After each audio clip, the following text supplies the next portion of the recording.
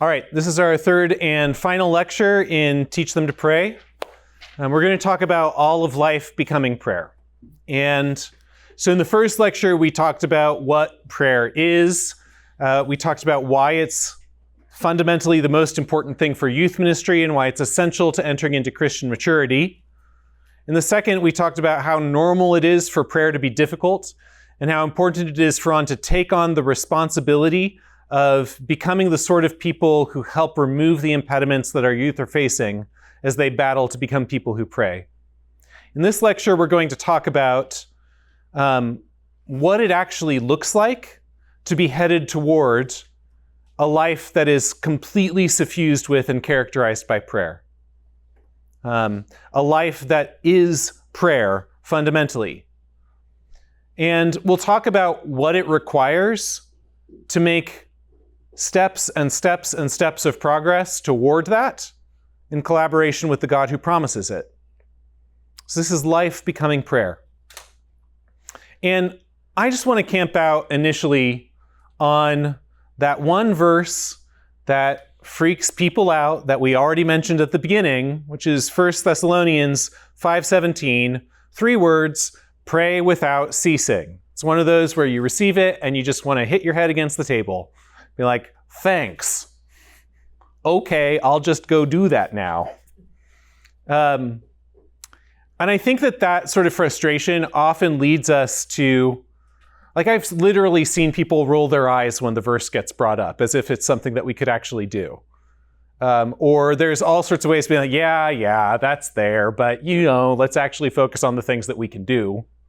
There's a kind of dismissiveness that shows up when you encounter a command that feels to you impossible. So I want to draw this out a little bit. I want to focus our attention on this a little bit more and show why the command to pray without ceasing is one of the most beautiful and generous invitations as a command that we could possibly receive. And as ever, it starts with focusing on Jesus. Jesus is characterized by ceaseless eternal prayer. He is the Word of God before all time, the one who created by being the speech of the Father. He prays to his Father eternally on our behalf. He is the perfect fulfillment of the command to pray without ceasing. Ceaseless prayer is the image of Christ's eternal prayers. If we are meant to be images of God, then we are meant to become people who image his eternal praying. We're meant to become people who ceaselessly pray. What else would it mean to image a God characterized by eternal prayer? Second, a vision for ceaseless prayer, though it's described most bluntly in 1 Thessalonians, actually spans the Bible. So many Psalms are filled with enthusiastic outpourings from the psalmist saying, I'm going to pray for you forever. I'm going to pray to you forever. I'm going to give thanks to you forever. Every morning, every night, every day. When someone who is aligned with the heart of God speaks out of the purity of their enthusiasm, unfettered by despair, they say, I want to do this all the time. It shows up again and again in the Psalms. And the commands are come from the mouth of Christ in Luke 18:1. They're from Paul in Romans as well as in Thessalonians and in Ephesians and Philippians and Colossians and Ephesians. Over and over again, we're called to the kind of prayer that does not stop. And so this isn't just a one-off where Paul is probably being sort of enthusiastic as he tells us to pray without ceasing. Actually, it's characteristic of the way Jesus talks about prayer, the way the psalmists model prayer, and the way Paul has consistently called us to pray throughout many of his epistles, as well as the author of the epistle to the Hebrews. So it won't work for us to just squint and wish the command wasn't there. The whole Bible is testimony to this as the destination that we need to be headed towards and that we are headed towards. But in this instance of a command that feels impossible to us, as in every other instance, like when God says, "Be holy as I am holy," or Jesus says, "You shall therefore be perfect as your heavenly Father is perfect," in any time that we receive a command that feels impossible, we are called to respond to that command with enduring hope because of the character of the one who offers the command. God is faithful to take stewardship over your sanctification and perfection. He always completes whatever he commands in those who follow him.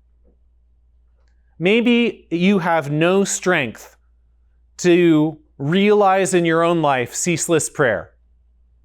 That doesn't mean the command isn't for you. And I'm not saying that it's going to squish you. I'm saying that it's for you because God has committed himself to making you the kind of person who can receive the command with perfect obedience. Just like every other command he said. He's going to make us into the people who can obey. So when you receive a command that feels impossible, we must respond with enduring hope and a willingness each day to take the next step toward the reality that we trust he will lead us to in spite of our own inadequacies. Not because he needs us to make the progress that we're going to make each day, but because we can. We can make the next progress into a more joyful life where prayer invades more of our reality. We can make progress by the strength of the Holy Spirit and the faithfulness of God into a life that is fully and continuously offered to the God who is merciful to us and who is ready to offer himself to us. You can, so why don't you? Christ is going to complete it for you, but he delights in our participation in our sanctification with him. Like a dad who delights in a kid who's helping out with something that he doesn't actually need help with. We get to participate in our sanctification, in our progress toward prayerfulness, because it's nice to do the thing that your dad's doing with them. Not because we're in danger of being rejected by a father who is excited to condemn us.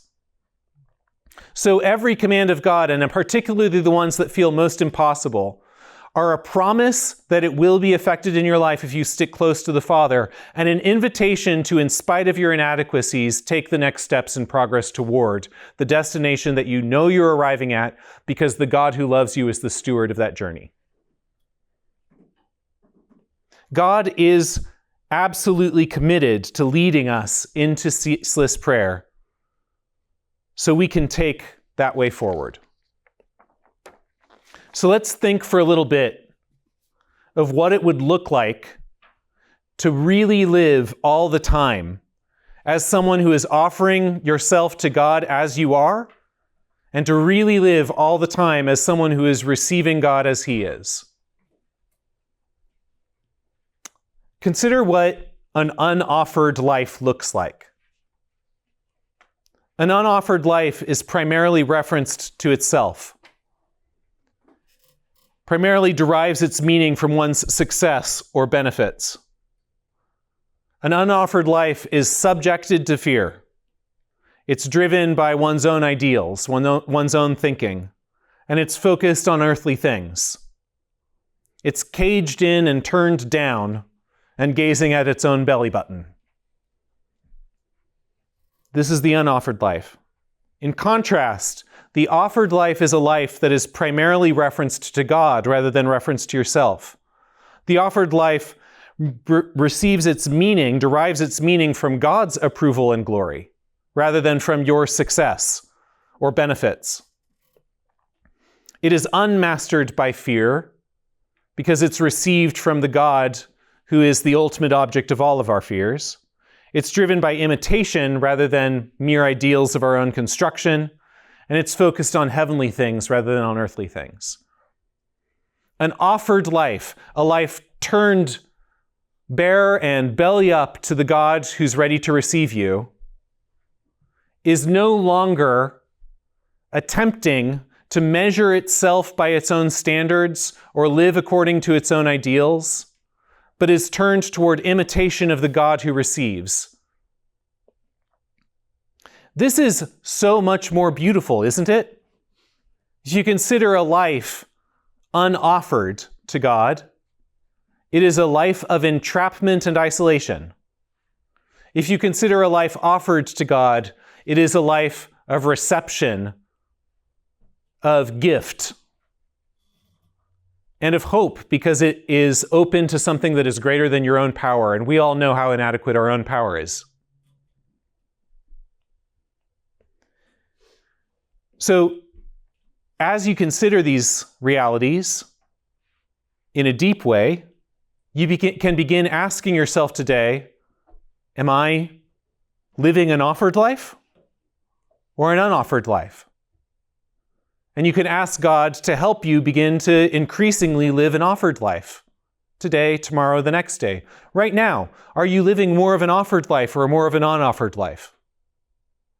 Are you living more into a life that is prayer or a life that is apart from the praying of God? This is a way to ask yourself a question and to form yourself into someone who is characterized by offering yourself to God. Now, one of the big old tricks here is that in order for us to offer ourselves to God, we need to have accurate self-knowledge, self-understanding. We need to have ourselves in hand and have ourselves in mind in order to offer ourselves to God. So how do you get the kind of self-knowledge that's necessary for offering yourself to God as you are, instead of putting on a performance or offering yourself to God as you aren't? Now, this is a real trap, and I want us to see how trapped we are here. Our self-perceptions are radically unreliable. I can't say how many times in the past few years I've needed friends to tell me what I'm like. Maybe you've had a similar experience. Our self-perceptions are radically unreliable.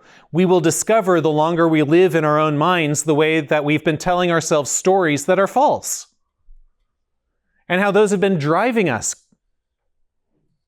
We are not reliable for our own vision of ourselves, for our own knowledge of ourselves, our own understanding of ourselves. We mess up about us.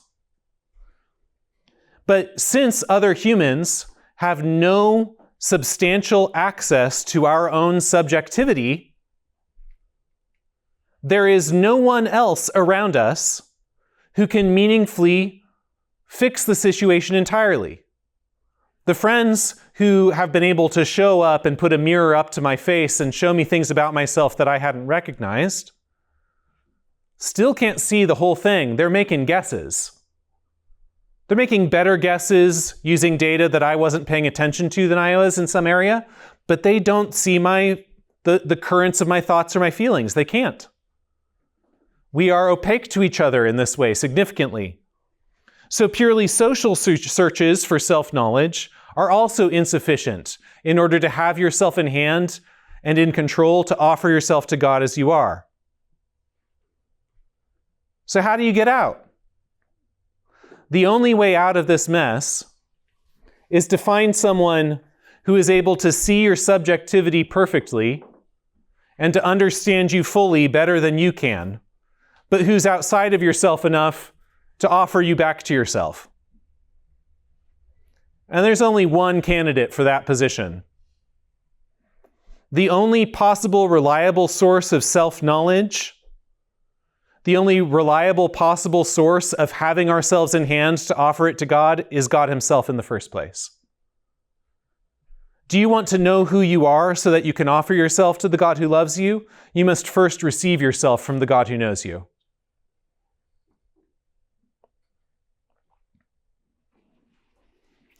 Now, while we wait to fully receive ourselves from God, to fully receive the knowledge of ourselves from the God who knows us, practicing patient honesty and humility, we must maintain a clear and fearless awareness of our self-ignorance. Because we do not have ourselves in hand, and because society cannot actually tell us who we are, we must be diligent to remember that we do not have ourselves in hand, that we do not know ourselves, that we're waiting for God to reveal us to ourselves, and be patient and humble and honest as we endure through our own ignorance. So the only way to be an honest offerer of ourselves to God is to be aware that we do not know ourselves enough to offer ourselves, and to throw ourselves into the merciful hands of the one who knows us best. It always starts with the God who knows and loves you. It is uncomfortable to remain aware of the degree to which you do not have yourself in hand, the degree to which you do not know yourself, and the degree to which you do not control yourself. Radically uncomfortable. If we are going to offer ourselves as we are, that is a place to start in terms of our honest offering to God. God who knows me, God who loves me, here I am. Here's what I think I am. Offer yourself to me and show me who I am so that I can be offered back to you. This is the beginning of being someone who is growing into the offered life. Fundamentally, it starts with receiving yourself from God rather than trying to construct yourself for God. And then step by step, day by day, moment by moment, recognizing when you are living an unoffered life in any area of life, and resolving to take another step again today in spite of the failures of yesterday, to open up again your life to be an offering to the God who is ready to receive you. But there's another half of prayer, receiving God as He is. And in the same way, we can think about our whole life becoming prayer by considering what a closed life looks like, a life not ready to receive, a life unwilling to receive, versus the receiving and listening life. And we can use this to ask ourselves today, am I living a closed and unreceptive life, or am I living a receiving and listening life? The closed life is full of self-filled time. The receiving and listening life is characterized by holy time, participating in a time that is outside of your own control, that's bigger than yourself.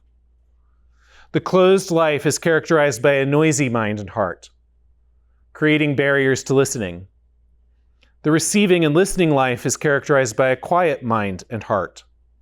How else could outside things break through? The closed life is characterized by constant consumption. The receiving and listening life is characterized by constant questioning.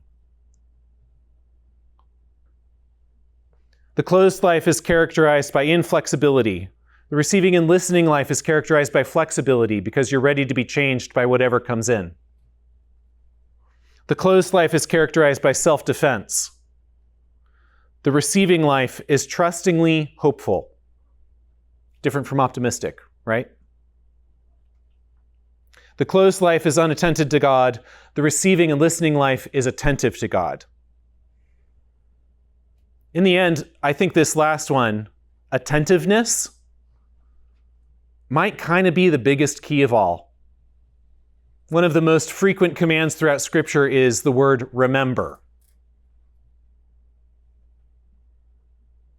Am I today attentive to God? And you remember what we just said about how self-knowledge needs to be received from God in the first place to ever be reliable? You're not going to receive it unless you're paying attention. And just like our knowledge of ourselves, as soon as you ask the question, how do we recognize God as He is, right now and in this moment, you fall into the same little trap. We are each constantly inclined toward idolatry and blasphemy, either treating God like He isn't God, or treating things that aren't God like they are God. I said that in the wrong order. Idolatry, treating things that aren't God like they are God. Blasphemy, treating God like He isn't God. We're just constantly inclined toward these things. Easiest slip up in the world, also the fundamentally most dangerous things in the world. And human communities are also constantly inclined toward idolatry and blasphemy, even the most well-intentioned ones. All the best things, in fact, even our own knowledge of God, even right theology, whether personal or communal, can be idolatrous or blasphemous. God is never the same as our ideas of him. The things that Paul says are counted as loss in Philippians are his good theology, his righteousness before the law, his participation in the people of God, and his zeal for the faith. All of those things can become idols. All of the best things can replace the living God. So, we must rely on nothing less than God himself to teach us about himself. We must not rely on our theology. We must not rely on our spiritual disciplines. We must not rely on our spiritual communities. We must fundamentally only rely on God himself to teach us about himself. Now, does God use all of those things? Yes, obviously. God's got his fingers in everything that you can think of. And he's ready to sort of pop out like a jack-in-the-box as soon as you're ready to find him there. But as soon as we begin treating him or our knowledge of him like the outcome of an equation where if we put in the right inputs, enough spiritual disciplines, enough right theology, enough purity before the law, ta-da, we're going to get God on the other side. As soon as that happens, you're missing it. We must always be willing to offer up even the best things that we think we've attained to the overthrowing of God's readiness to enter in and show us something better about himself. Now, God has spoken and has acted in history. So it's foolish to forget him. He calls us over and over again to remember. You find God in what he has done and said in history.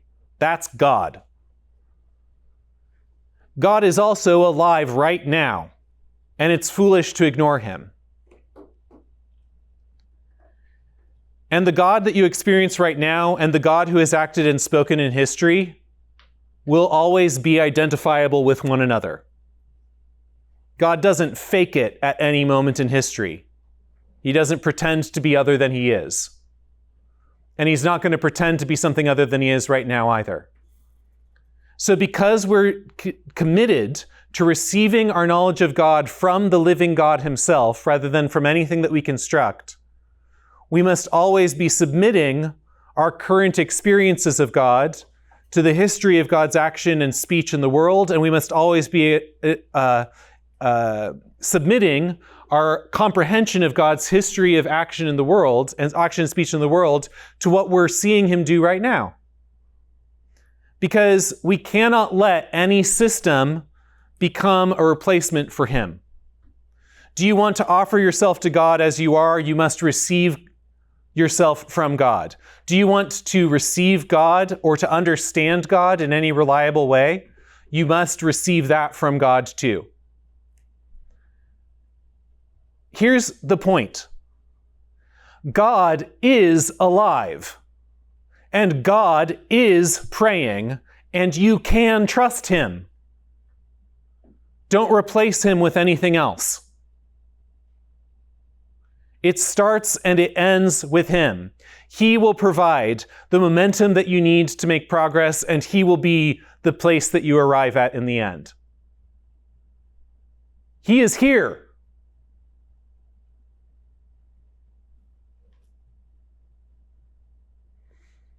And at any moment of any day, no matter how closed off you are, no matter how unoffered you are, he is there,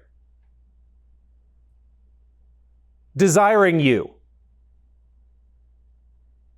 And all it takes is a readiness to love him.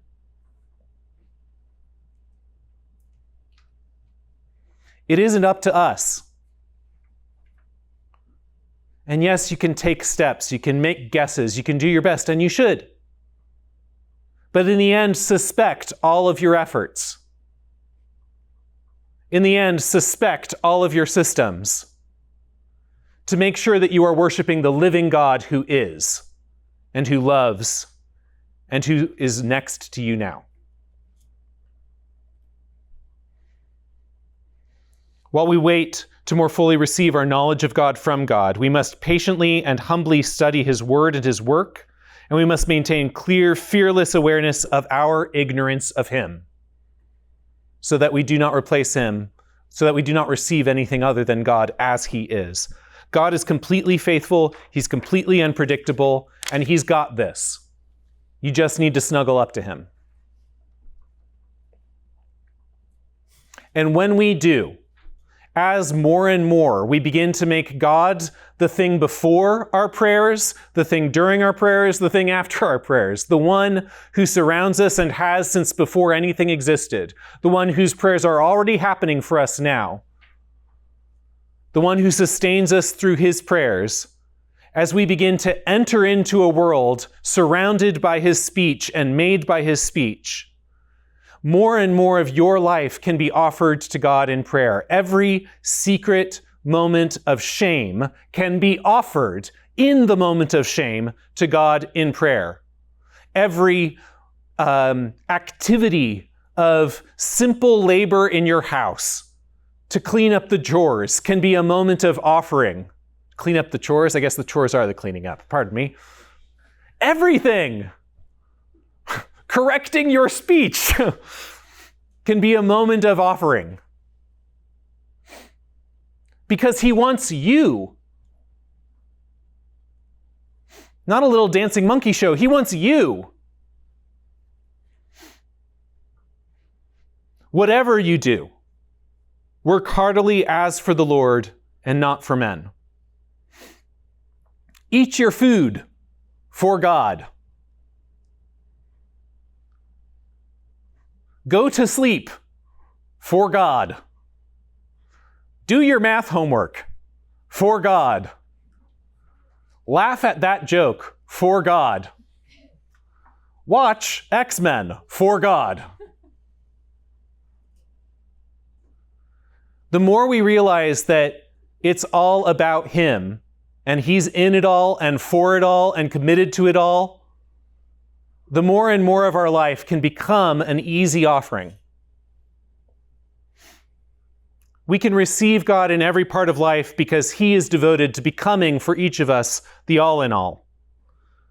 1 Corinthians 15:28, when all things are subjected to him, then the Son himself will also be subjected to him who put all things in subjection under him, that God may be all in all.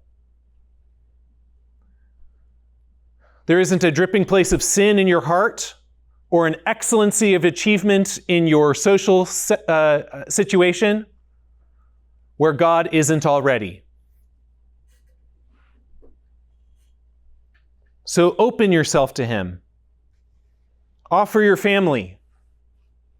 Offer your friends, your colleagues, your neighbors, your clients, the people who help you out, the servants who come into your life. Offer them to God, who gives them to you. Offer your home, your work, your school, your travel, your society. Take every part of your life and offer them to God. Offer your morning. Offer your afternoon and evening. Offer your weeks and your years. Offer and offer and offer, and you will find them made safe and enlightened and transformed as more and more you are made into the kind of person whose prayer is like breathing and whose life is characterized by the joy of the Lord from which creation itself sprang. This is a life becoming prayer, and it requires our attention, it requires our work, but it doesn't depend on them. It only depends on the one who invites us to join him in his own life of prayer.